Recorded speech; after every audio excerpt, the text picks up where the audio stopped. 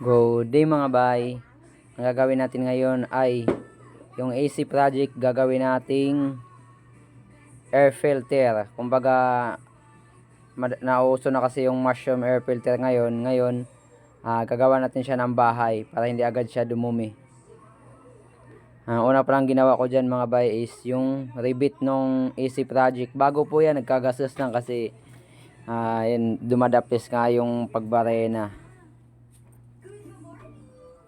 At yung hose na yan ay stock na tube, yung air tube nung click.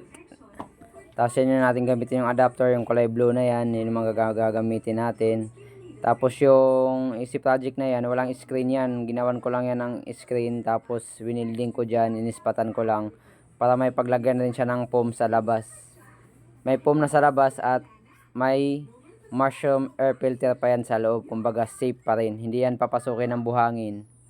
Tapos yan yung tube na nilagyan ko ng tawag dito yung glow gun para magpitid siya.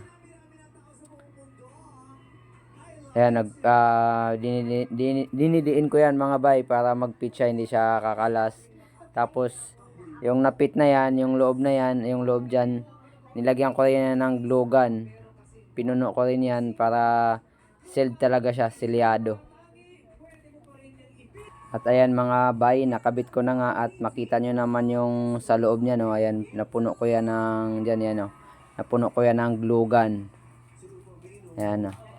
Kaya wala nang alog yan at safe na yan, hindi na yan tawag dito papasukin ng dumi. Ayan, nakabit ko na rin yung mushroom, tapos itatakip na lang yan. Kumbaga yung pagtakip niyan, yung rivet niyan, hindi na natin ibabalik para sakaling gusto nyo bugahan ng hangin, mabilis lang din siyang baklasin. Ayan. Yung AC project na yan ay safe na safe po yan. Kahit naman kahit stock air filter, kapag nabasa talaga ng tubig ay papasukin at papasukin talaga ng tubig. Ayun mga bay, papalo lang po sa aking page. Thank you.